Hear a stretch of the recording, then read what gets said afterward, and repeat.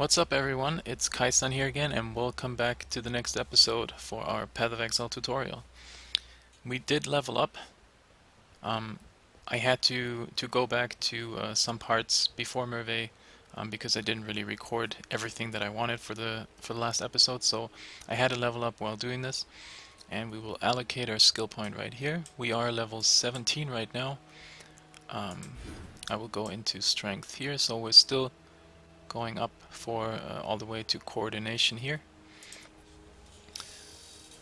I am level 17 right now, and you can see the last zone we went through was 15, so I'm still somewhat over leveled, but it's not too bad. It's not too bad. One thing that I wanted to say, I briefly mentioned it in the last episode towards the end. The second act is not really one directional, so you have one of your quests is all the way over here on the right side, the other quest is all the way over here on the left side. And there are different ways of doing this. Obviously you could go and do this quest first, which means you run through all these areas and do the quest over here, and then you go back to town and you run all the way over here. I would not recommend you guys doing this, simply because all these areas have different levels, and the further you go towards the left or the right, the level of the area increases. So if you want to do it most efficiently in terms of experience gain, you want to go a bit of a hopping back and forth. So you first go over here, then you jump back, and then you go over here, and then you jump back, and then you maybe do a part over here or over here, and then you jump back over here.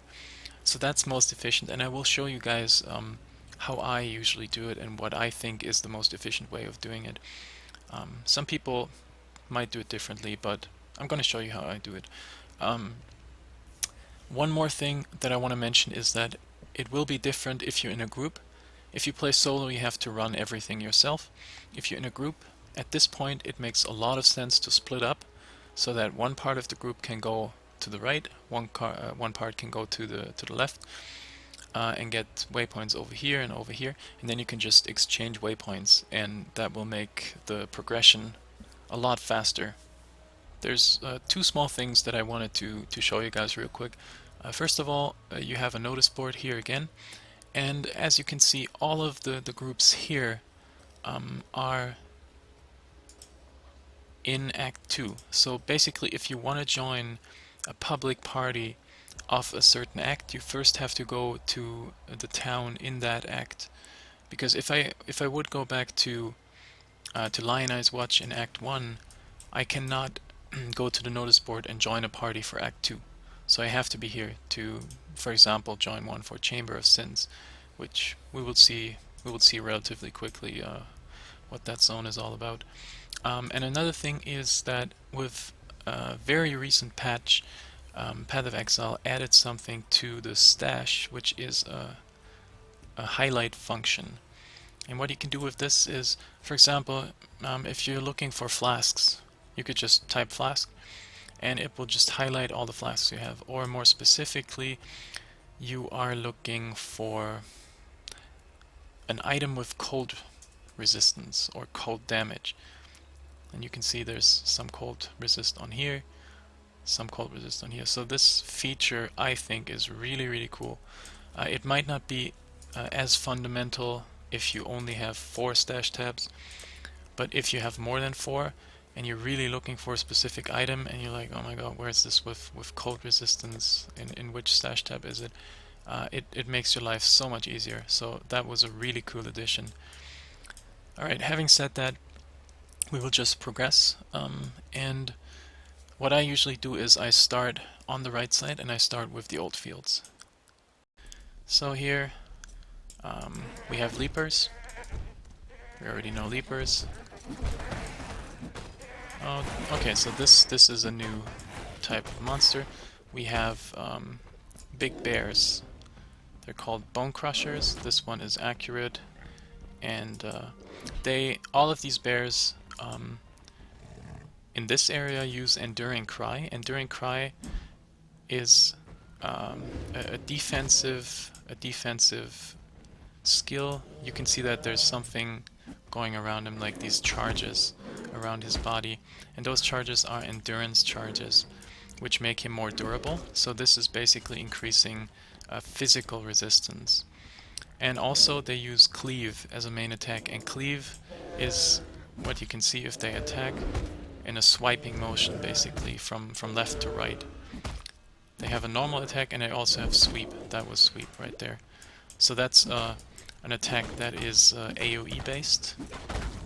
So you can attack multiple, if they stand in front of you, you can attack multiple targets at the same time. Now another one is those ones here. You have, they're all magic already. I don't know what to call them, Titan, okay. So they're basically just rocks, and they don't have any particular, actually I missed out on one thing that they do. They don't really have a particular attack, so if they're melee, they will just just have a really normal melee attack. But there's one thing in terms of, it's more movement than attack that they do. Let's see if I can find them accurate. Yeah. Well, I don't see any of them here. Okay, I'll make a cut here and I'll come back to you when I find one. Okay. Here we go again. Let's see if we can get rid of some of the other mobs, so we don't have too much incoming damage. Here we go. So what they do is they roll from one place to the next. I hope I can actually show that. Come on, just roll towards me. So the melee attack is really simple and it's not really doing anything, but they can roll over you. Come on, you can do it.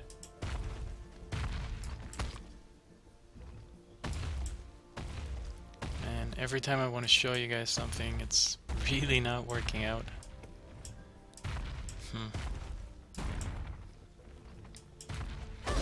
I think we'll leave this for the boss in this area, because he will definitely do this. Okay, so we found the area boss, which is this big guy here. Nice. He has, I don't really know what if there's a name for the attack, but he has one attack.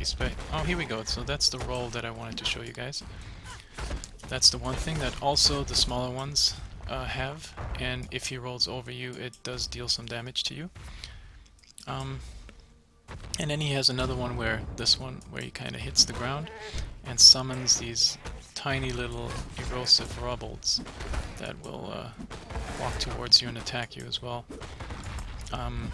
Other than that, there's nothing special about him. He has a lot of life, so he's very tanky. It's doing a fair amount of damage, but it's nothing really that you would have to worry about, so he's pretty easy overall. Okay. This could actually be interesting. No, it's a bit too low. It's a bit too slow. As I was saying before, I could use the recipe with the sash on a better item base. This is level 18 right now. I'm level 17. So this might be interesting. It's 1.1 attacks per second. That's relatively slow. This one is 1.2. I think it doesn't really it doesn't really matter that much right now. So I will probably try the recipe on this item as soon as we get back to town. We found some items that we have not encountered yet.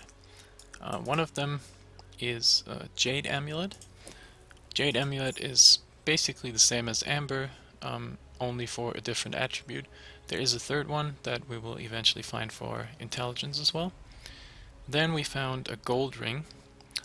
Gold ring has an implicit value of item rarity. I identified it, but it's not really good. The mana regeneration roll is pretty low. And then we found a leather belt, which is a new type of belt that starts to drop. Not quite sure what level it is, but you will probably start finding it at the start of Act 2. And do we have a lot of... Well, we will get a lot of physical damage because we are going to do the recipe with this staff. So it makes sense for us to keep this one because it has increased physical damage as well. Otherwise, we could think about using the leather belt.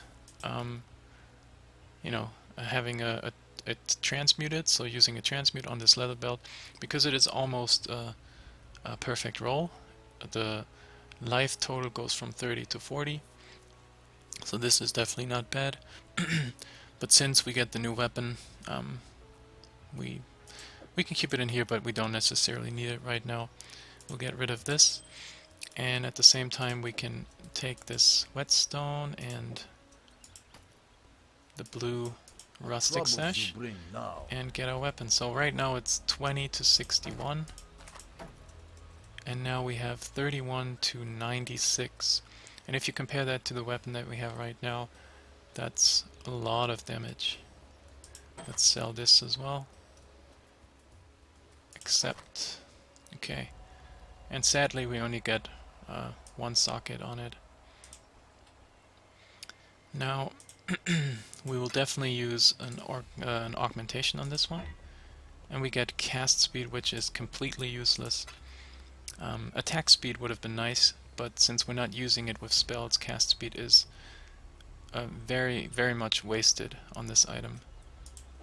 Let's put this in here, but well, we can keep it here for now because we still need the level upgrade to be able to use it. And I got the first waypoint, so what I did is, I can show you guys. I'm just going back in here to the waypoint to refresh the area because I found something interesting that we will look at in a second. I just want to kill those guys. Whoops, nope. Let's go back here. So what I did was, I went into the old fields and I followed the road all the way to the end. And if you get there, you can get into the next area, which is called the crossroads. And once you get in, you follow the road in that zone also all the way until you meet... You can't really miss it. You will see the waypoint. It is right by the road. So that's what I did, and what I actually usually do before I go here. Sometimes it's tricky to find the entrance to this side area, and you have to look around a bit. In most cases it is on the left side of the road towards the end, so close to the entrance to the crossroads, but if you can't find it around there, it might be on the right side, hidden somewhere. So sometimes you really have to search the entire area before you find it. Now, since I saw what I saw in the other zone, I don't want to go there right now because depending on how long we take in there, it might be that the other zone resets, and I don't really want that to happen. So we'll just quickly use our movement and hurry towards the other zone. Oh, I actually see something else in here as well. So there's a lot going on before we actually make it to the den. That might not necessarily be the case in your zone, but yeah.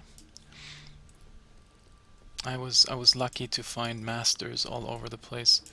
Alright, well, since I'm in this zone already, so this is Crossroads, I can tell you guys, there are so-called bone stalkers, so basically skeletons in here. They're one of the easiest mobs to deal with in this game. They're really slow, and you can just, yeah, there's nothing special about them, no special attack. Really easy. And now, the reason why I wanted to go back is because I found Torah. And Torah is another master that you can first encounter here in Act 2. So we're pretty lucky that we already found her. Oh man, this is even better than... Well, we're not even using the weapon right now.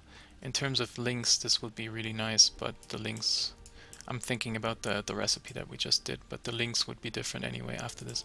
So if we talk to Tora, the master of the hunt, she has a mission for us. We are supposed to find an infected beast's den, and we can track them by using pools of blood. Now, sometimes one of those pools is right close to her, but that doesn't seem to be the case right here. So what we're gonna do is we will see if we can, along the road, find one of those pools. It doesn't look like it. Oh, here we have another, the Kraton's aspirant is another mob type that you see in here. Nothing special about them, they just have a random normal attack. Alright.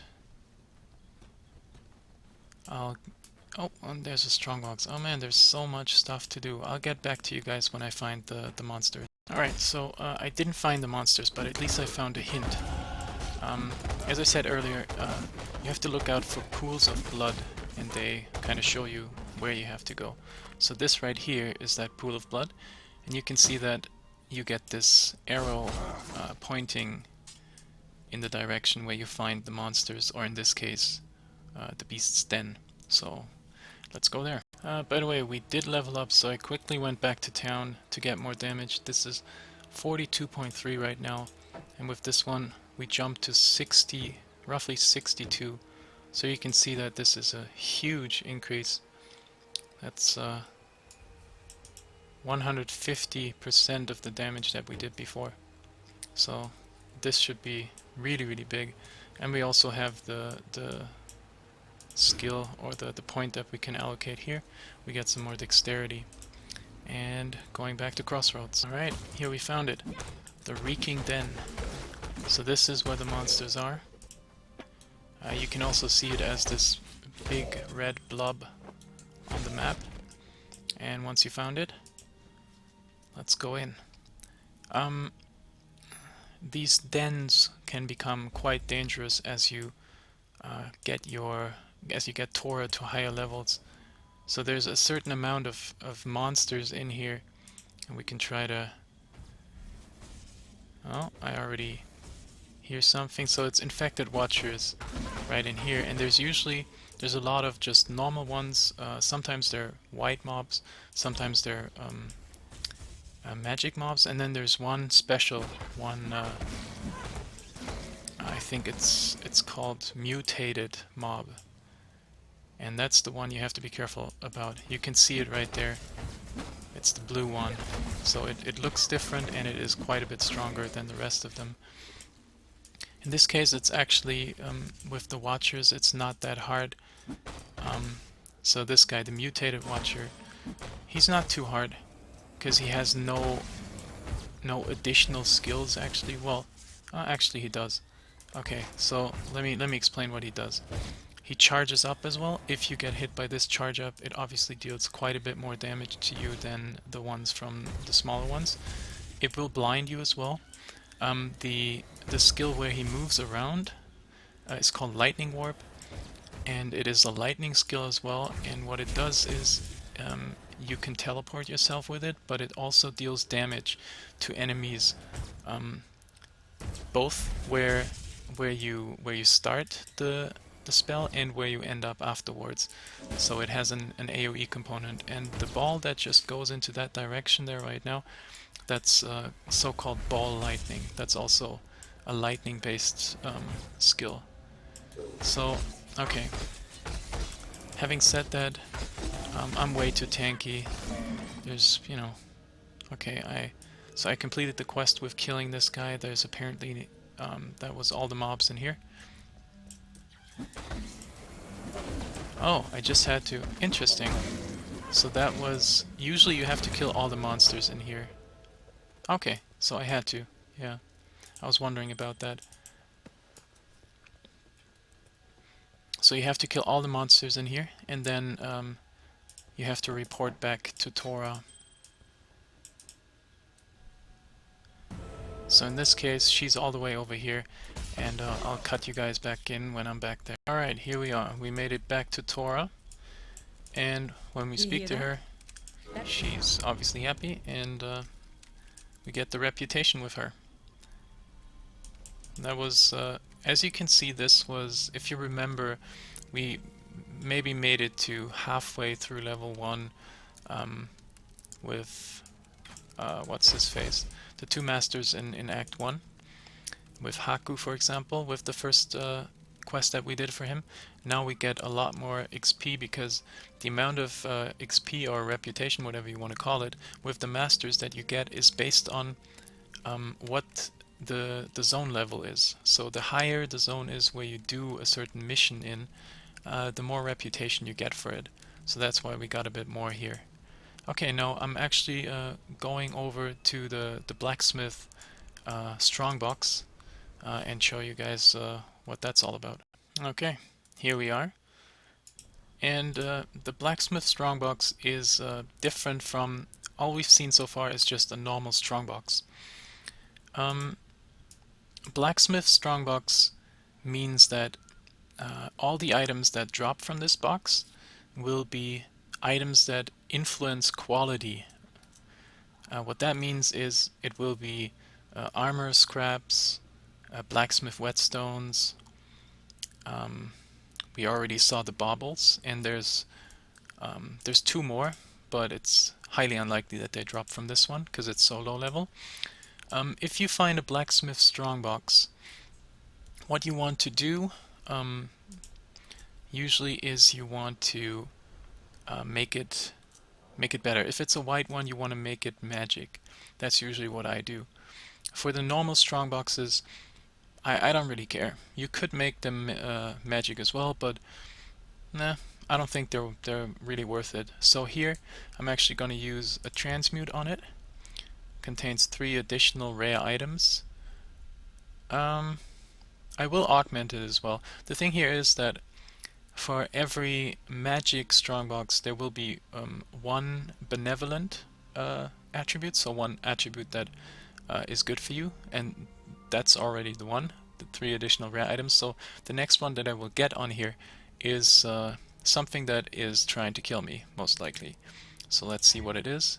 Yeah, it detonates nearby corpses.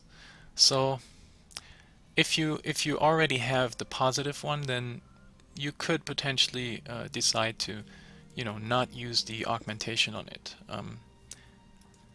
I was doing it because some of the negative ones are actually good. I like to have magic monsters or rare monsters, or even sometimes you can get a rogue exile that jumps out of this. We haven't encountered one, but we will soon enough. So again, let's go away from it, and you can see the detonation here. So try, if you have something like this, try not to run too much over already existing corpses, because you will take damage doing that. And this is the last monster. Here we go. Oh wait. Oh, blacksmith. Whoops. Wow, I completely misguided you guys. So blacksmith is just weapons. Sorry, that was entirely my fault. Yeah. So I guess in that sense, if you need a weapon, you can use currency on it if you want to. You don't really have to. So in hindsight, I didn't necessarily have to use it on here. I was thinking about another type, and that's why I was doing it. So sorry about the misunderstanding. So blacksmith is always armor, sorry, not armor pieces. It kind of makes sense, because the blacksmith whetstone should already give you a hint. The blacksmith whetstone increases quality on weapons, so this strongbox only drops weapons. Sorry again, guys. Alright, I'm back in the old fields right now, and the last thing that we're gonna do before we finally go into the den, before we got, that was before we got distracted by so many good things on the way, is, and you can see it on the minimap, and that's why I realized that it's here. We want to go up here because there's Haku again. And every time At least I personally do this. Every time you encounter a master, you generally want to do the quest just to level them up.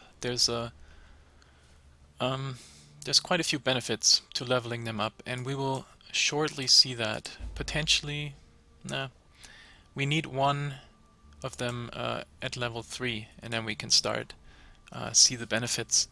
So let's see here. We have haunted area, find the spirit, so this is the usual one.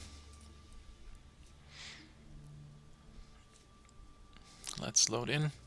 I'm gonna cut it, and we'll only show you guys if there's something interesting. Otherwise, this is exactly the same as before.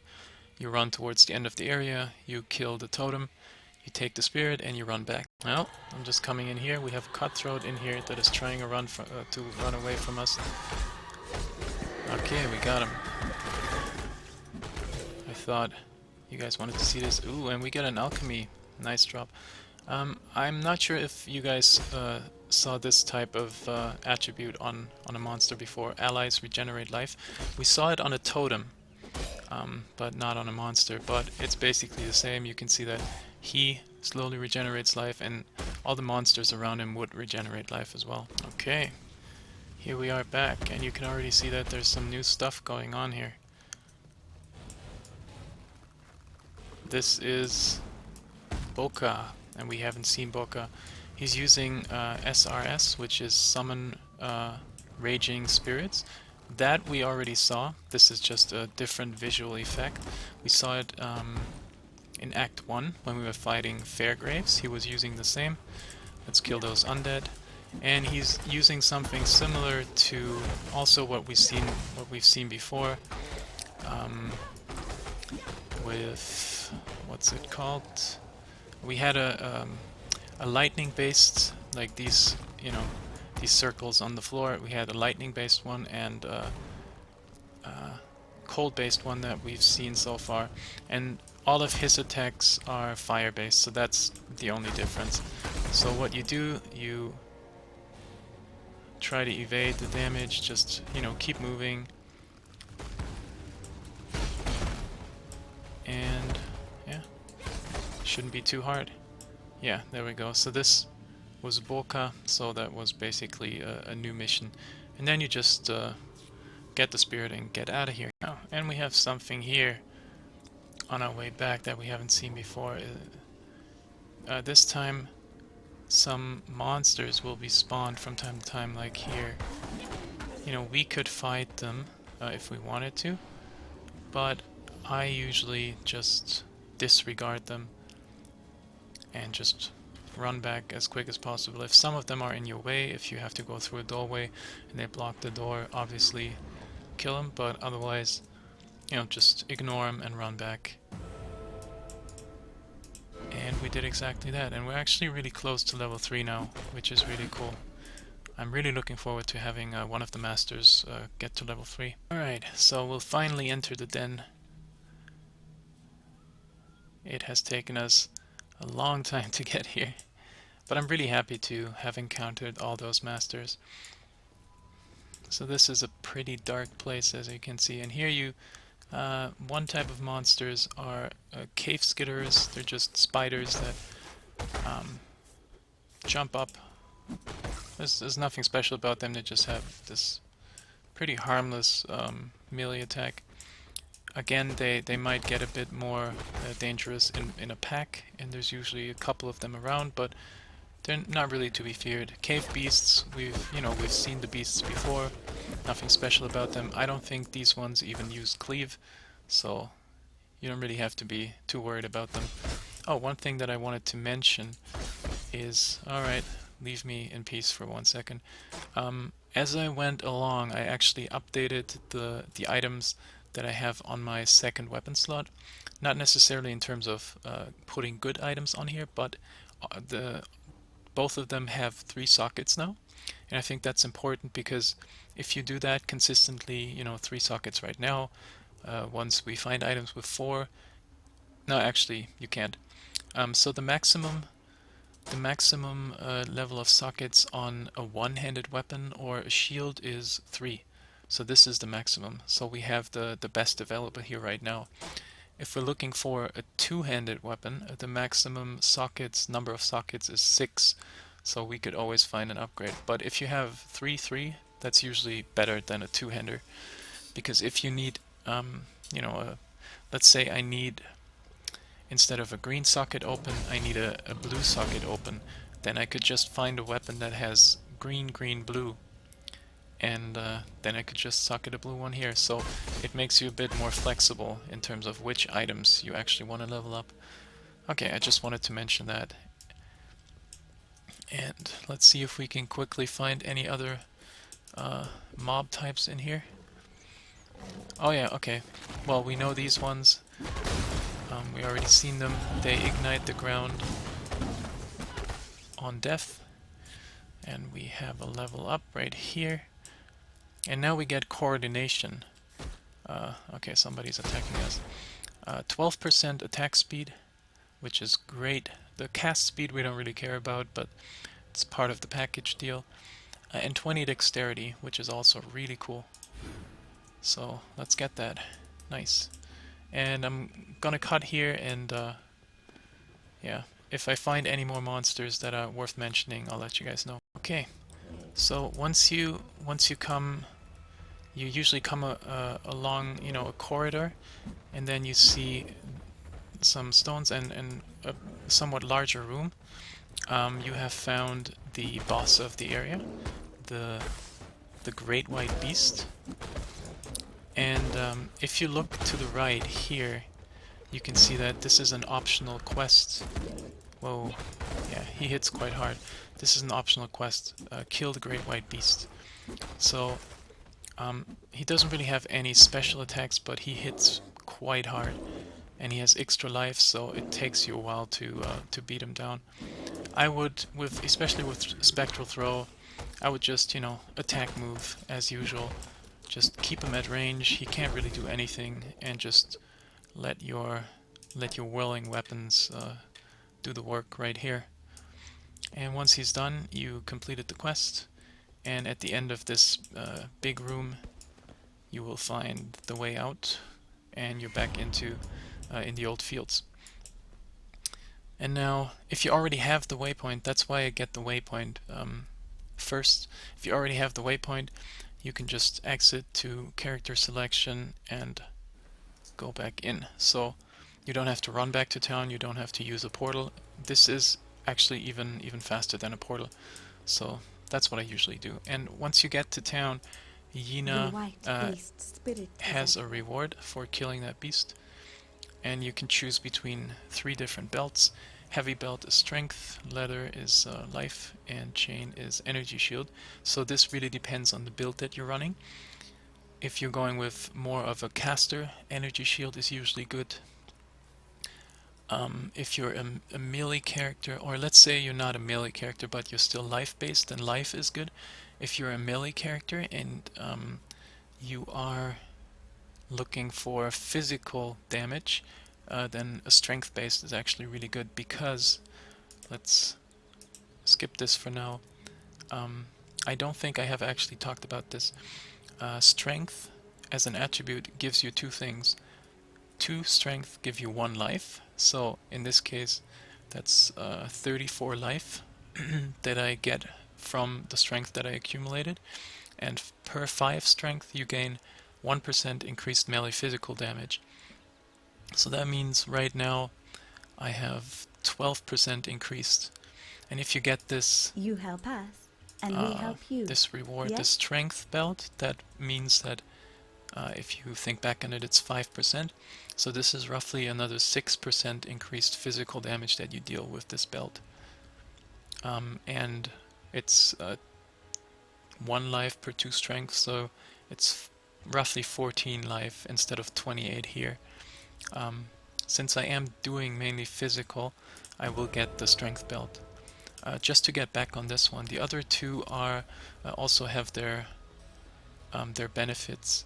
Intelligence gives you 1 mana per 2 intelligence, and a percentage increase of energy shield for 5 intelligence.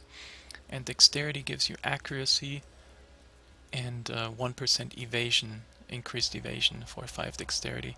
So again, it really depends on your build whether this is good for you, or some builds don't really care about it. There's no upside. If you're just using, for example, if you're just using life, if it's a completely life-based build, then intelligence is not doing too much for you apart from the mana that you gain. Okay, so we're almost finished with this episode of the tutorial. One last thing before I end this episode that I wanted to do is look at some of the rare items that we found this time, and kind of evaluate them on, What? how good they are, and what of the attributes that are on them are actually good, and which are really bad. So let's start with this weapon. Um, we have increased physical damage and a physical, like a flat physical damage roll on there, which the combination of the two is usually great. You're looking for this if you want to have a physical weapon, physical damage weapon. This is exactly what you're looking for. The only problem with this particular weapon is that both of the rolls are really low. So that's why it doesn't really do too much. If instead of 18% this would be, I don't know, 90%, and instead of 1 to 2 the physical would be 3 to 5 or something like that, this would be a really good weapon. But sadly the rolls are really low. Same with the cold damage roll. In this combination with 2 physical rolls, the cold damage would be great. Fire resistance would be good on it as well. Accuracy would be fine. So the combination of those different attributes is great, but the rolls are so shitty that it's not worthwhile keeping this item. So we're going to sell this one. The next one is this cap. Intelligence is alright. The evasion, 10 evasion is meh. It's nothing special. Rarity, it's alright, nothing special again. And then we have 1 resistance, fire resistance. So if we compare it to the one that we have right now, which is also not really great, you can kind of say dexterity and intelligence is roughly the same. And then you can somewhat compare life with resistance in a sense. I would even say that this leather cap is better than the one that we have right now. It's still pretty shitty, because usually you want to have at least life and 1 resistance on an item. So here we miss life. It's still a bit better than the scare mask. The only thing, or the only reason why I keep the scare mask is I need the green link, and I don't have it on any other item, so that's why bye. This one is going into the trash as well. Then we have a nailed fist, which is a claw, and here we have a pretty nice fire damage roll and attack speed. So those two work together pretty well. But then there's no other. We would need at least 1 more attribute that is damage based. Ideally, added cold damage or added lightning damage, because you don't really want to mix physical and elemental damage on a weapon. So either you have, like this, you have both of the physical damage rolls, or you have only elemental rolls. So if this one had cold damage on it as well, or lightning damage, it would be good. It would be, the attack speed roll is it's mediocre, but it would still be good. The global critical strike multiplier would work with that. That just increases your critical, is it critical strike chance? I think it is. So no, it's actually not.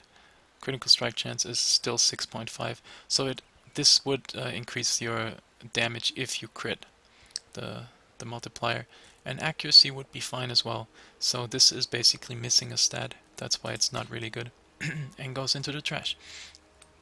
And this is the belt that we just got from the quest that we handed in, and it's pretty shitty. If we compare it to the one that we have The one that we have right now gives us 22% increased physical damage, and as we saw from the stats, the 27 strength roughly means 6% increased physical damage, so we will lose damage. This one has 9% increased elemental damage with weapons on it, but that's not doing anything for us because we don't have any elemental damage on our weapon. Um, it well, I wouldn't say it does nothing for us because we will get, if we run the aura, we will get the 1 to 24 lightning, but that's just not enough elemental damage to make it worthwhile. The life regen is kind of nice, and then we have flask life recovery, which I think we have on here as well. It's a bit different. This is flask effect duration, and we have um, 2 reflect. So the 2 reflect is shitty. I don't really care for the life recovery rate. The elemental damage for us is shitty, and the life regen it's meh. It's not that great. I rather have the 22% increased physical damage. So this goes into the trash as well. Actually, this just gives us 2, right? Okay, I will keep this for now, and I'll tell you guys later why. So let's just sell all of this. And then one last thing is that I found this PoE amulet, and it's actually better than the one that we have right now. If I needed the dexterity, I would obviously have to keep this one on, but since I don't, the global critical strike chance is not really doing too much for us. If you look at offense, you can see that our critical strike chance is 7.3%. If I take this off, it's 6.5. It doesn't really make a big difference. I think you can even see it in terms of DPS. If I go on here, that's 68.7. You know, we lose 1 DPS if we take it off. That's almost nothing. And the 4% increased evasion rating, again, not really doing too much for us. But on here we have life, and we have 2 life gained for each enemy hit. So that's basically that's life leech in a sense. And we get the mana recovery. So I would say this one is way better for us right now than the dexterity amulet, and that's why we're taking it. Alright, so that's the end of the episode. I hope you guys enjoyed it. We had a lot of masters, a lot of master action. 1 strongbox, which I initially identified wrongly. And yeah, not too much progression, but I hope we will get a lot further in Act 2 in the next episode. So if you liked the episode, please hit that like button and follow the channel if you want to support me, and I'll see you guys for the next episode.